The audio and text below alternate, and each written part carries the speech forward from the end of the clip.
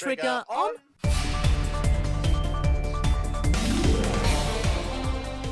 Welcome, dear all, to the Duckface Diaries. We are a World Trigger read-through podcast aiming to discuss the World Trigger manga, volume by volume. I am Wensleydale Cheddar. And I'm Hoven with an H, and this episode we'll be tackling volume 26 of World Trigger, which covers chapters 224 to 231. That's right, it's the big 231. I don't know if this chapter is exactly that notable, but yes, it's the big 231. It's a big milestone. Big milestone, apparently. How have you been? I've been pretty, up and down, but fine. I've been reading through Ice Shield 21. I've just finished the stretch of the manga that seems to be universally considered to be the best bit, which is where the matches really heat up until the Devil Bats, the main team, challenge their long-term rivals, the Ojo White Knights. Oh, Yukimitsu, my love. Preview for my Blue Sky exclusive Ice Shield 21 thread, but when Yukimitsu went up against Shin, I was just like, atomic bomb versus coughing baby affectionate. Because in that scene, he very literally was. Yeah, very much so. He gets a very good moment in that match, though. Yes. So I have been to a very World Trigger experience where I was trapped in a tight space with a team of 5 people trying to divvy up tasks in a set amount of time. I went to an escape room with my friends. So you're like nice. Playing as secret agents trying to find an antidote to a deadly virus. I'm assuming this was made before the pandemic. We can't catch Labourhood Ligma. People were still assuming that most people know science and fucking believe in vaccines. So yeah, we were in an art gallery. It was really quite aesthetic. There were lots of famous works of art and we were trying to decipher them. So I ended up mostly scrambling and not keeping up with the clues and getting a lot of choice paralysis. So it was very Wakamura-core. Although I have to toot my horn a little here. In the end, I achieved my underdog comeback, which I was very proud of. When we got the vaccine, we had to run through a ventilation shaft. Well, mostly crawl, actually. And we reached a door with a lock on it. That was basically the exit. And it had a code, but it had to be deciphered from a sign in the vents. And I was in the team reading out the code and trying different solutions, and 3 other people were in the vents trying to decipher it, and no one managed to get it until we changed places. So I had a good look at the instruction before, so I got the code immediately. It was very satisfying. Nice. My only experience with escape rooms is the video game series Zero Escape, which is basically just What If Danganronpa, but escape rooms. A bunch of people are trapped by a strange mastermind, and their only way through is to get through deadly escape room puzzles, is the gist of the series. Your gaming journey's 50% Zelda and 50% Persona Romper. Persona Romper. And my goal is to make 1% of it Gothic by Piranha Bytes. Yeah, I tried once with Gothic. We're trying again with you playing it. All right, so that's for all my Ukrainian, Polish, and German listeners out there. But today we are doing World Trigger Volume 26, story and art done by Daisuke Ashihara, as usual. Translated, I assume, by Caleb Cook. The volume has not been updated on the Shonen Jump app yet, so I don't know the exact credits, but either Hoven will update them when he edits this, or we will update it in the description. Touch-up and lettering done, I'm assuming, by Ace Chrisman, and what we're first going to do is a bit of a synopsis, then move on to our general thoughts, and then do a bit of a Q&A. Okay. That was a very Tales from Sonic Adventure 2. Okay. Okay. All right, let's do the synopsis.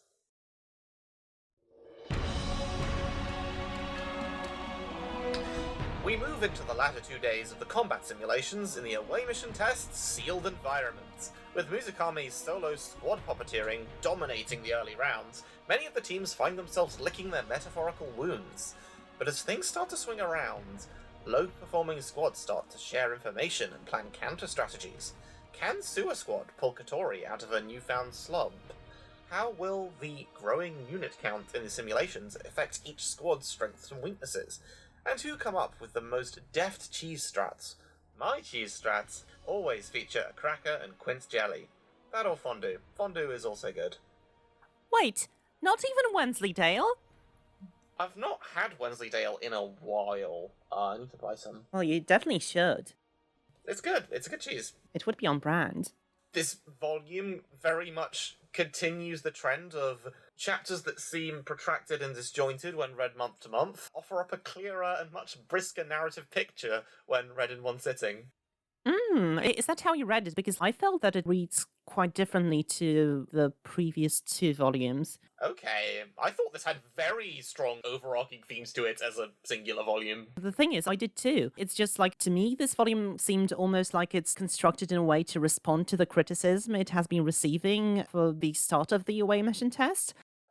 Obviously, we won't ever know if that is the case, and it's very unlikely, but it kind of gives me that vibe, and I can't help that. It kind of responds to the criticism of being too slow, because it kind of picks up the pace with the matches. Yeah, we blast through a whole day within this volume, I think. But at the same time, it kind of doubles down on its hyper-analytical approach. This time, it hyper-analyzes emotions. It's just like in the Chimera Ant Arc, said the girl who just watched the Chimera Ant Arc and compares everything to it. Hey, you've joined the club. Should I roast you slightly? Roast me slightly? Oh no.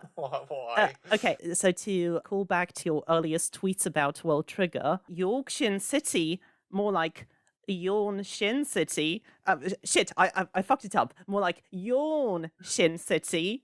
Oh, okay, I see. More like York Passable City. More like York A Bit Shite City. I thought it was a cool arc. Anyway, World Trigger.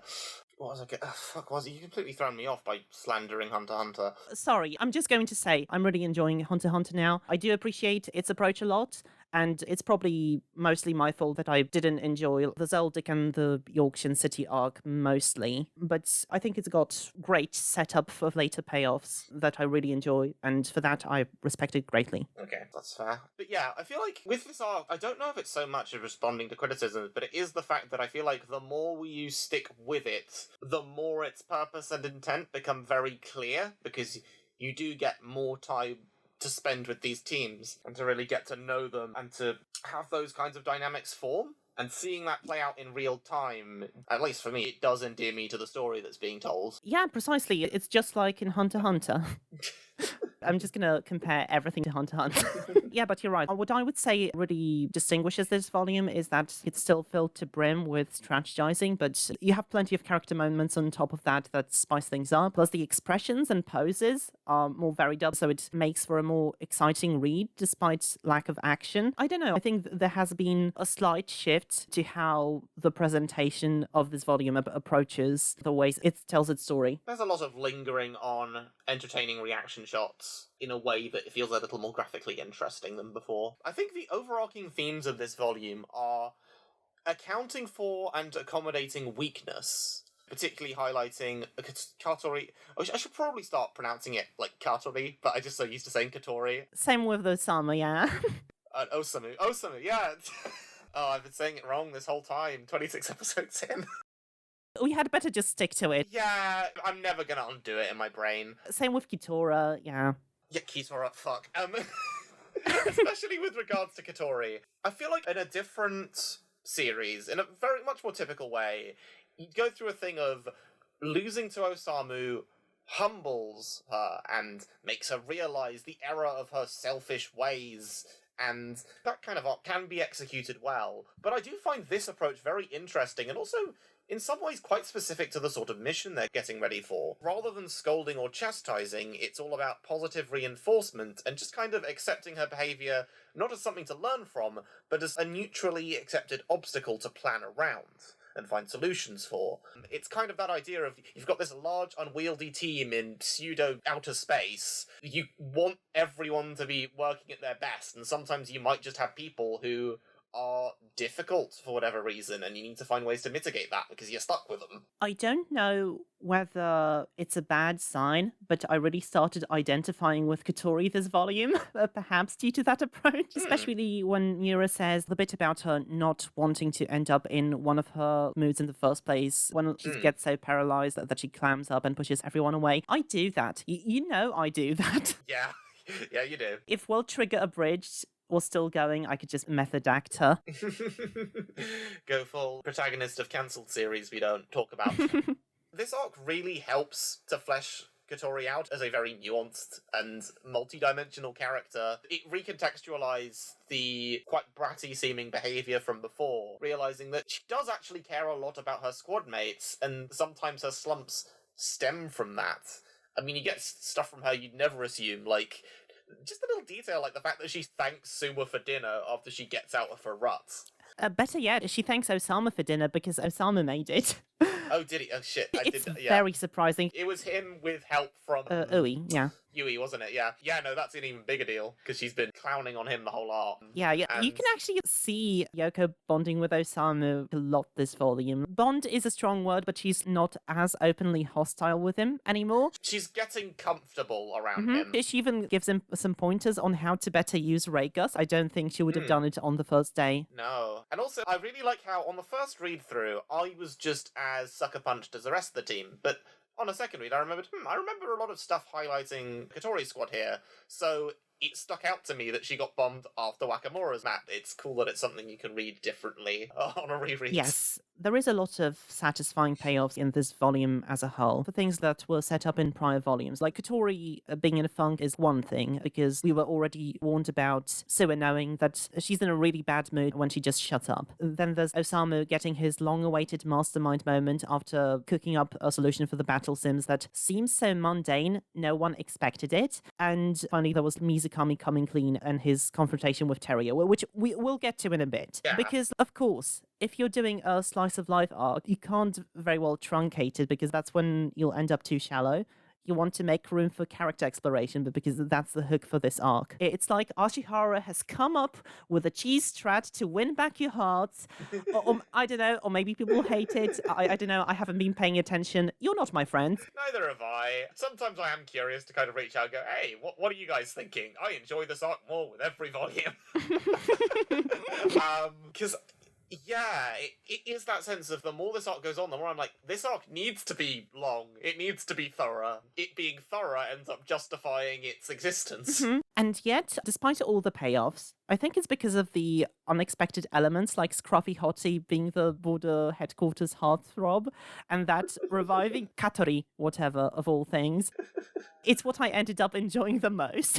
Yeah, lots of fun character banter. And yeah, I feel like as time goes on, Volume 24 does kind of strike me as the black sheep of the bunch for this arc, because it is just kind of saddled with, we need to explain a lot of stuff up front. We don't have much room for interplay. Yeah, basically. There's a lot that they have to set up for it to be only interesting later. You know, like Hunter x Hunter was for me. I was just going to make the gag of the episodes. I just think of nothing but the Chimera Ant Arc now. After the Chimera Ant Arc, you just start being that obnoxious person who negatively compares other stuff to Chimera Ants. Oh god, how many Twitter rambles have I had throwing Jujutsu Kaisen under the bus like this? I love that all of the Katori squad mates had a different perspective on Yoko's depression. So first it was Hana not wanting to badmouth her bae, then Wakamura just being stumped given how often they clash, and then Yura actually having some insight that he does want to share, which makes sense given his hidden crush on Yoko. I like that Mira also got the penchant. How do you pronounce that?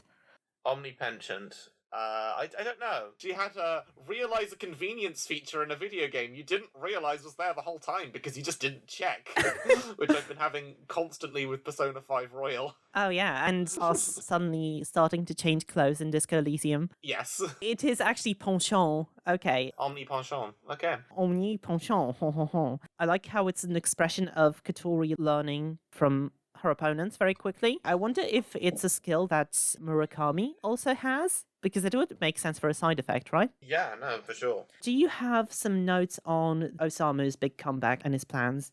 Yeah, I mean, in a broad sense, it's nice to see, now that he's come to grips with stuff, he's still the very resourceful tactician that we got from the end of the B-Rank Wars. Again, he just had a lot of setbacks with regards to Treon output in the first section that they didn't account for. So, yeah, it's quite gratifying to see. The R squad is the only one that has multiple captains. One is a cool angle. Yes, it's once again ties into Kurosawa's setup from, I think, volume 24. He's the one who mentioned he favors Suicide Squad because they have 3 captains. I like how he also came up with a cheese for like the video clip homework. It fits too well into the mundanely clever ways that he stands out as a protagonist. And the fact that he kind of was torn, but the thing that tipped him over was the criteria that were listed as like, okay, creativity is one of them, so this seems about right. Yeah. Previous volumes have been sparse on him doing stuff, but maybe it's because he's a slow starter. You know, what else is a slow starter? The away mission test arc. Precisely. Katori had a lot of great expressions this volume, but I love Sua's look of absolute glee when he actually dunks on Kadera during the match. It was brilliant. Yeah, you get a lot of that sort of rowdy gamer cheer out of them when they turn the tables around and start really racking up wins. Again, it does kind of feel like that's the sort of the arc of the volume. Like, at the start, Sua Squad, who are the most point-of-view characters-ish, are in a low point, and they kind of slump, and then by the end, they start to turn things around. Honestly, I almost have to wonder if Ashihara's writing with the volume format mind a bit more here, because so far, each away mission test volume covers a very distinct phase of the plot. In Volume 24, it's learning the ropes of the sealed environment. In Volume 25, it's Mizukami Sweep. In Volume 26, it's the underdog combats, and inter-squad co-op is like a big overarching theme between this. And then there's the soon-to-exist Volume 27 with Ninomiya Squad's drama. Incidentally, they should totally be the volume cover of the next one. If the Ninomiya team isn't, then it's like, where do you put them? Ninomiya Squad, Shinomiya.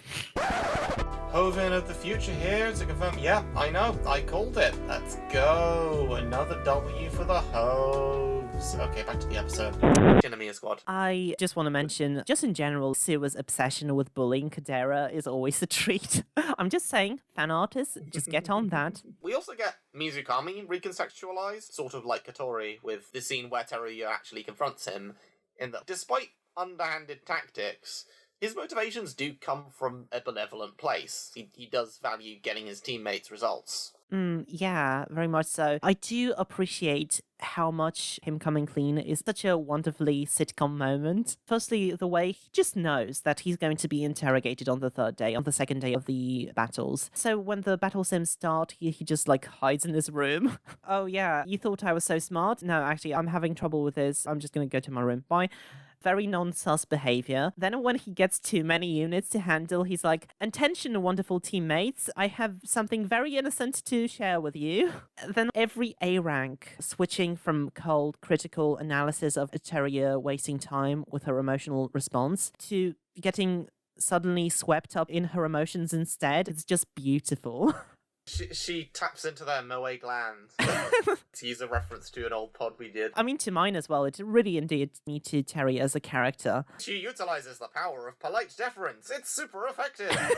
I also love how Mizukami just wins Teruya over by simply being confident in all their abilities. It's super sweet for such a manipulator. One thing I do find interesting is that frantic midday course correction for squad strategies is across the board avoided. It's just recognized by everyone that it's just not a good idea to do that. No one has a panic moment. Even Wakamura, who is panicked and reactive, it doesn't quite go that far. I mean, there's one character that does get a panic moment, and that's Koarai. So him getting too wound up with analyzing what Squad 7 is doing, and Osana advising him that he should stick to being a dumbass instead. Join me in the dumb-dumb lifestyle. Yeah, instead of trying to use his brain halfway. It sounds like advice my GM gave me when I was trying too hard to remember all the plot details of our D&D campaign.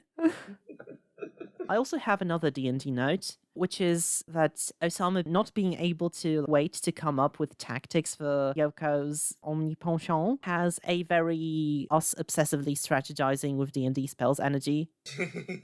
Yes. Osama is such a fucking power gamer. You should be ashamed. I used to think that Kitazoe's squad was a weird one to highlight on the cover here, but that scene where Katori recognizes Hana and congratulates her in her head is a really notable character moment in this volume, so I can see why they were the cover squad a bit better now. Yeah, very much so. It is quite a nice moment, and I always enjoy Kikuchihara being featured. And he has been a prominent character for a while, but he hasn't had a solo cover yet. So that's why, listeners on YouTube, you can see that I'm featuring him in particular this volume. Hey. I was wondering if you were going to go for him or Hana. Yeah, we've already undershot my silly arc length prediction from the Volume 24 episode. Day 3's predicted end was 236 and the actual end was 228. So we'll see how that continues. There is one note on the translation that I found a bit weird. It's at the end of chapter 225. So when Scruffy Hottie says his line in response to Konami, if it helps Osamu and them get put on the big mission, it's fine. That sounds a bit awkward, doesn't it? You can see that it's got translated from Osamu Tachi or something like that. It just really doesn't roll off the tongue. I think Osamu's team would be better. Yeah, or just Osamu and squad. I don't know, yeah. Yeah, but just a bit too literal, I think. There's a lot of people getting lit this volume. So both Katori and Teruya mentioned that they had a fire lit in her soul. I think another character does that in the next volume as well, which is interesting. The legacy of Natsu Dragneel burns strong, I guess. I love that little moment of Taichi putting on his headset under his hat. Yes! Oh, that was a note I missed. Yeah, it is a really cute little sequence. I don't get his detractors bad-mouthing the stupid sniper hat. The stupid sniper hat is the best. Why goofy, recognizable thing? Yeah, I feel like this arc kind of getting any sort of incidental, little, slightly silly domestic beat in a fun way is always nice. It's like the Ikoma shower scenes from last volume. From the same chapter that I recently mentioned, 225, exactly the same page as Scruffy Hottie's line, when Katori gets revived and is all like, "What are we waiting for? Let's cook up some battle strategies right now." So she poses in a way, she holds out her hand. It made me think... It looks like she's dropping the donuts. Yes, when I first read this chapter, I was like, why are you wasting the donuts? What... Only then I realized that it's one of the prints on the Triumph shirts. She's dropping those NFTs. Which fair, as long as you mean drop in like delete and lower in value. This is a joke that didn't land. You're announcing you're no longer going through with your partnership a la Troy Baker, I think was the voice actor that briefly flirted with the idea of doing NFTs. Oh my god. I don't know if it was Troy Baker, I might be slandering him, but it was a voice actor of that sort of ilk. Quite high profile. Oh my god, can you imagine if we took that fucking snake oil sponsorship? Yeah, guys, we got offered a sponsorship and it looked hella shady. And we read it out right now. Yeah, I mean, I would have fun with a sponsor. I feel like we could do a good skit with it or something. Yeah. It's a good opportunity to get back to World Trigger voices, which I've been missing. Yeah. I had a note about Rokuta, Urashima's operator. So her coming up with Mizukami playing solo, with that idea, just guessing that in Kodera Squad, see, I can't... Yeah, we've been doing it so wrong across the board. Yeah, sorry, folks. We're just going to pronounce them like that. Sorry. Come to think of it, we should say Mizukami. So her coming up with Mizukami playing solo because she has the opposite parallel processing capability in comparison to him, because he could focus on all the pieces across the board. She could focus on none of them. So I'm guessing this is how she came up with it. I think I've mentioned already, but Mizukami would kick ass as an operator, but Ashihara is too cowardly to put him in a miniskirt. So coming back to Osamu's idea for video clips, when Osamu sends this to Okamura, he uses, "The kid does learn from me after all." I'm kind of thinking, is he imitating Yotaro here? Because Yotaro likes to play pretend that he's a badass mentor, doesn't he? Yes. I like how there is a panel during the third round of the battle sims when Team Suwa chooses the mini squads. I like how Osamu is the one to get one Oki unit to simulate Chika, because he's the only one with experience of commanding a sniper. Yeah, that is a cool detail. I'm assuming it was his squad that employed the wire tactics as well. Probably. Or Katori as well, because she also has it. Oh yeah. She's like, that did a number on my lot, I need to use that. I love how Kikuchihara just has to complain even though his team is winning. He says, "Oh, didn't I say that we shouldn't waste our focus on the battle sims?" Yeah, great idea, Shiro. Let's just give up on the day when they rack up the most points. Just my luck. Even if I'm slightly frustrated that we didn't neatly cover a whole day like in the previous volumes, like ending this volume on Chika potentially being the weakest link of Ninamiya Squad is a strong cliffhanger, I think. Yeah, it wasn't a neat break in terms of plot, but in terms of generally getting through the arcs of this volume and nicely leading into the next one, I think it's a good place. Yeah, all right. So shall we get into the Q&A? Let's do it. All right, let's get into the Q&A. Just like in Hunter x Hunter. Wait.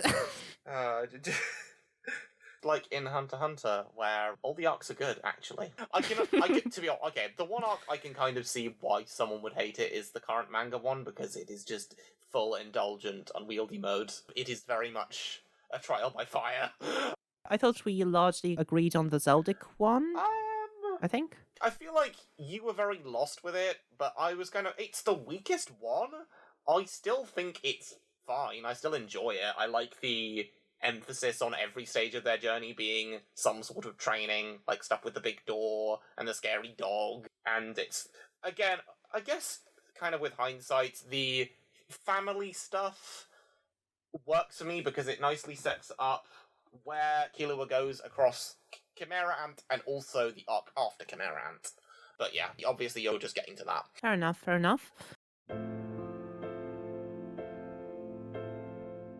All right, so the first question we have is one that was actually left over from the previous Q&A, but it was posted only after we recorded the episode. So this one is from Amikush on Reddit, which is, what do you think would be the combat test? Keep up the good work. Thank you, Amikush. So yeah, maybe something with rules centering the custom Treon soldiers in some way, like taking them out rather than the other players gives extra points, or a randomly assigned unit in the battle is like the winning kill, or super extra points. The other thing that stuck out to me is maybe environments based on the neighbor worlds rather than Earth landscapes, or something like space/ship combat of some variety. Yeah, I basically thought the same, especially about the latter. So, first of all, we know it's a battle lasting 3 days straight, and it's likely an endurance test. I imagine, yeah, it would be a simulation of a foreign planet nation with, I don't know, maybe sort of a capture the flag game, kind of like what Osama had with Chica during the large-scale invasion. Yeah, get the other team's main Treon resources or something like that. Something like that, yeah. And maybe the current team division is going to be a fake out, and several teams will have to join forces to play out the neighbor's side, while the other teams will be the Medan invaders. Either way, we know its purpose is going to be training the agents for a potential away mission. It is the away mission test after all, so neighbor world is a given. Timothel Zero, that's how I think it's pronounced. I think there are enough characters to put up in an orchestra, so which characters suit which positions and why? Sections would be violins 2, violas, cello, double bass, flute, oboe, bassoon, clarinet, French horn, trombone, trumpet, tuba, timpani, bass drum, and probably some others, but take these as an orientation. I took it to mean violins 1, violins 2, because, yeah, that is the standard orchestral array, and everything else in that is the standard orchestral array, so that might have just been a minor error. I have realised I've not put clarinet on mine. Fuck. But I put all of the others and some extra ones. I have clarinet. Shall I start with mine? Then you can come up with something. You give yours. Okay, so I know nothing about music. I've said this many times before. So I largely chose everyone based on aesthetics, and I had to Google what the standard orchestra array looks like. So for violins 1, I put OG, Miwa, and Hughes. For violins 2, I put Kitora, Ayatsuji, and Kako. For violas, I put Konami, Usami, and Oki. For cellos, I put Jin, Tokieda, and Ninomiya. For some reason, Tokieda really seems like someone who would have a cello. For double bass, I put Chika because it's just a funny image and fits into her being a minute powerhouse. For flute, I put Osamu. It seems like the most generic instrument, but at the forefront, so it seems like it really fits him. For oboe, I put Scruffy Hottie. For bassoon, I put Arashiyama. For clarinet, I put Rin from Arafune Squad. For French horn, I put Yuiga. For trombone, I put Yuma. I gave Kazuma a trumpet. In the percussion, I just put Katori because she would just have a fun time there, I think. Fair enough. Bass drum, composed beefcake. For the conductor, I put Kikuchihara because he has the best hearing, and this would be torture for him. And finally, I put Ikoma on the triangle. Nice. The big matching one that I picked up on was the bass drum composed beefcake. Yep. I mean, similar. Sometimes the timbre of the instrument, sometimes it's just vibes. So for violin, I put OG and Jin, because it seems it's a very kind of elegant arch sound, and I feel like the way that the Fujin is, and just OG's general demeanor fits it well. For violin too, it's usually pitched down a little, so it's similar, but a bit more played down, so I put Kitora and Inukai. Then for viola, I put Katori and Fumagai, because that's a stage lower. Then for cello, I put Mizukami and Toma, we're getting into a much deeper sound. And then for double bass, I put Suwa, because it's just a very cool, a walking bass is a very cool, laid-back sound. I think that fits Suwa nicely. Flute, we're going back to very high, very elegant. So I went with Hana and Ui. Ui has, the perfect face. The colon 3 face, it's such a sort of flute player's, the way that they blow into it in a very specific way. It fits that so well. Clarinet, I went with Takatomi. Actually, no. No, Takatomi has another role. No, Shiki and one of the other operators. High woodwind is, very girl-coded to me. I don't know, it's just kind of the way it sounds. Don't say girl-coded. People are gonna yell on you on Twitter. Oh, sorry, Twitter. Sorry. Then oboe, I went with Shiori and Hiyami. The French horn, I went with Kitazoe. It's a nice big brassy sound. Trombone, Karasuma, because he's always pulling little gags and pranks. Wow. Who's Karasuma? A scruffy hottie. Trumpet, Oh, yeah. I had to give it that Yuma, that one, because the Duckface is such a trumpety face. And then Akane. It's a very bright-sounding instrument. Similar logic to you with the double bass, I gave Chika the tuba. Then timpani, I'd go with Konami, because she's a very active and fast type, and the timpani is very fast, light drum, she's light on her feet. And then, bonus round, so I gave Osamu the triangle. And then harp, I think Nasu would be great. It's a very graceful, very complex instrument. I think it requires a lot of coordination to play it, I assume. I've not actually played one, but it seems that way. And then conductor, I went with Alzheimer, because he's good at mentoring and overseeing others. Although I guess it's not really the conductor's job to actually be a mentor. That might just be my, mainly school experience of being in any kind of ensemble things creeping through. It fits the vibes, though. It fits the vibes. It fits the vibes, yeah.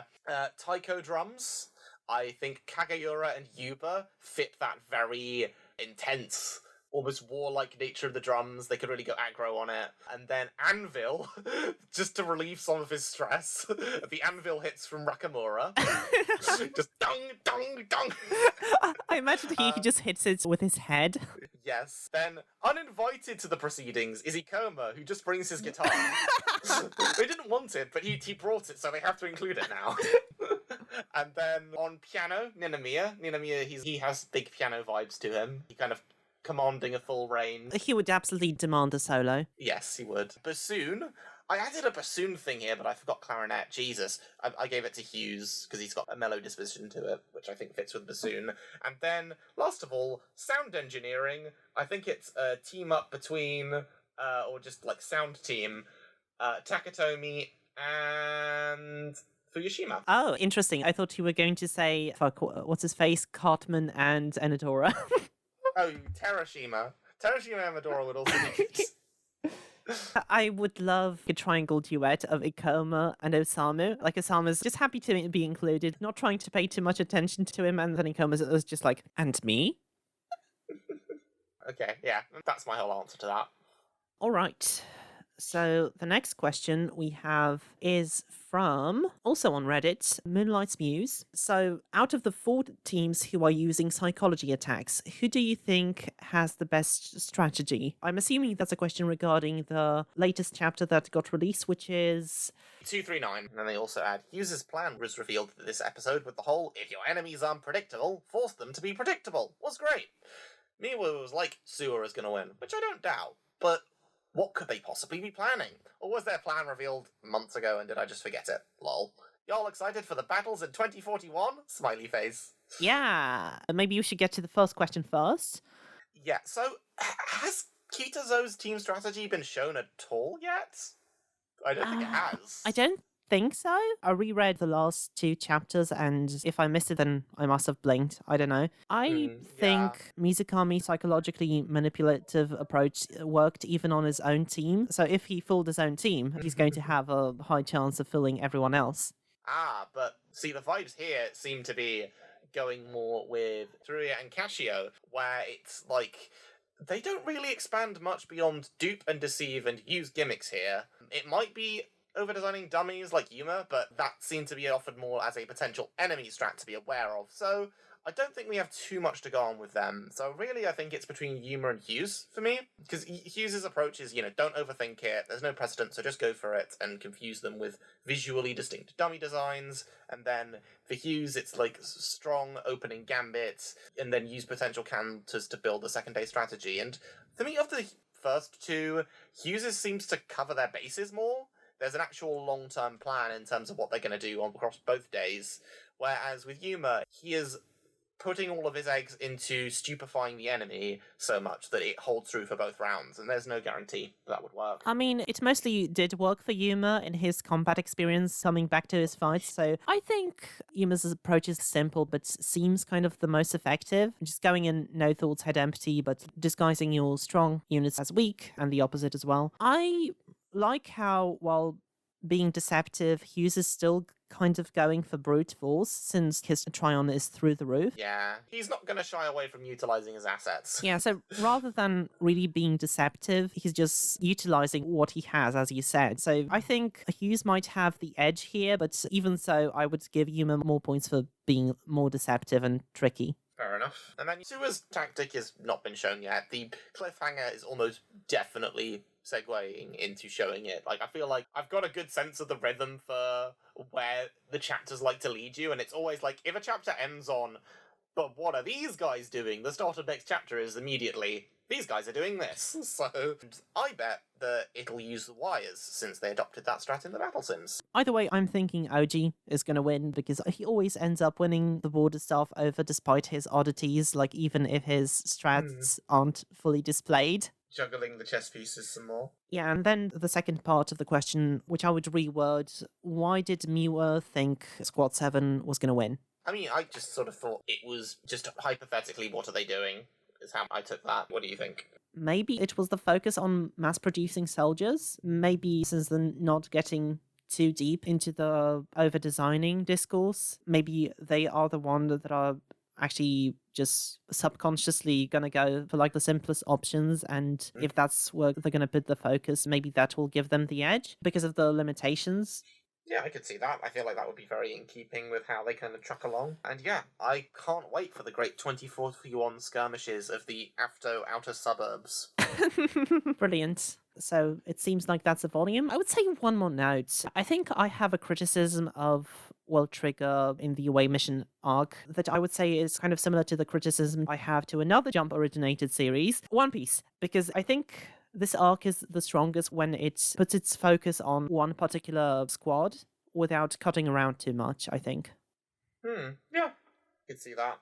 Although I guess in response, I do agree and I don't to that statement, actually, because it's like, I do think that, yeah, it can be a bit unwieldy from a plotting and following things point of view, but I feel like, in a broader sense, we're trying to get on board with this lot as an ensemble, so I think getting used to following lots of them does kind of tie into how this arc wants to set us up for the away mission test, but yeah. Oh yeah, I quite agree. I think I more meant focusing on one team at a time for an extended scene, rather than cutting to the next one each page. Yeah, I mean, it tends to dwell more on sewer squad, generally speaking, because they're usually the point of view squad for whenever we are learning the ropes for a new phase of this. But yeah, the other teams, it's a bit more scattershot.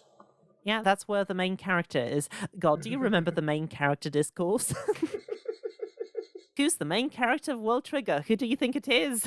Actually, Jin was said to be the main character in a volume recap. I'm like, guys, the weight of that is losing so much steam. I'm sorry. All right, let's do the round off. Let's do it. All right, so that is going to do it for the 26th episode of Duckface Diaries. You can find us wherever you listen to your podcasts. Just search for Duckface Diaries and we'll be there. You can find all the socials on my Linktree. That's linktr.ee/Wensleydale Cheddar. If you want us to devote more time to making the show better, consider supporting us on Patreon. In return, you can get your name in the YouTube credits and get access to some bonus content like our massive Nuzlocke series or a bonus podcast covering Ashihara's one-shots and Superdog Relienthal, or you can make me draw you a World Trigger Duckface avatar based on your beautiful face. And best of all, you can help us reach more ambitious goals like doing a special podcast to cover the anime filler arc. Remember that much like the recent Hunter x Hunter arc, the YouTube algorithm is a dark continent of sorrows and woes from which channels like these never surface, and what helps us navigate it is liking, subscribing, and sharing the podcast with a friend. On the same YouTube channel, you can listen to Pokemon Adventures, our retrospective where we cover the Pokemon special manga arc by arc, along with video essayist Henry Kathman. Hoven, where can people find you? PPPPP, more like ZZZZZ. There, I got back at you. You can find me on Twitter at Hoven with an H, Blue Sky at Hoven with an H, and on my YouTube, Hoven with an H, where I've got a fair library, a dormant library of podcasts, a video essay, and a few shitposts. All right. And once again, you can find all the links to that on my Linktree. That's linktr.ee/Wensleydale Cheddar. That includes all our podcasts, Patreon, all our socials, and all the people who have ever been involved with the show. Speaking of socials, send us emails, questions, comments, suggestions at wensleydale012@gmail.com, or follow us on Twitter at Duckface Diaries or individual Twitters at Wensley Cheddar, at Hoven with an H, and you can also find us on Blue Sky now. A sincere thank you to Milo Jack Stillitz for composing music for us, an orchestral rendition of Gira Giri, the first opening sequence for World Trigger, and an orchestral rendition of Ashita no Hikari, the second opening sequence for the show in question. You can find his work at soundcloud.com/Milo-Jack-Stillitz. All right, what are we covering next time? Next time we tackle Volume 27, which will cover... honestly unclear at the time of recording because it's not come out in Japan yet. The following 8 released chapters seem like a definite, but the number per volume fluctuates a lot more now than it used to, so it could just be those 8, it could be another 9, we'll see. Hello, Hoven here from the future, since we do in fact have an update on this. So, Volume 27 covers chapters 232 to 238. For what I believe is a total of 7 chapters, so that's even less than I predicted here. Okay, back to the round-off. It may be mostly due to the fact that recently Ashihara has been releasing longer chapters than usual, fitting into the Jump Square mold more, which I suppose is fair enough. It may be a matter of sometimes he'll take a bit more time out, due to health issues, but might have more time left over to do something, but not quite enough to do another 2 chapters, so he'll do one big one that's kind of halfway between a single length and a double length. Something like that, but yeah. And we're not complaining, but it does mean that it's more difficult for us to predict what the volumes are going to be. And I know there might be a lot of radio silence, but I sincerely hope that we'll check our other stuff in the meantime. Pokemon Adventures is coming along really nicely. I'm editing the Ruby and Sapphire arc now, so we're really kind of getting into the meat of things. And apart from that, now that Patreon goals are defunct, do you want to eventually do the rest of Border Briefing File? Sure. Yeah, that could be fun. All right. I was actually re-listening to the episodes today to get me in the mood for this. Aww. Yeah. Yeah. So yeah, perhaps that's coming along. Oh yeah, one more thing. On patreon.com/Wensleydale Cheddar, I might sometime soon make a bonus episode. That's the volume recaps, the summaries that we used to do in the old episodes before the away mission test. So I've recorded the volume summaries for volume 24 through 26, and I'm planning to release them as a bonus pod. I've just got to edit them down. So that's coming along. So if you want some bonus stuff, you can head on to our Patreon, link on the Linktree, obviously. So that's our episode on volume 26. Now the question is, can you edit it, Hoven? All right, but can you say please? What?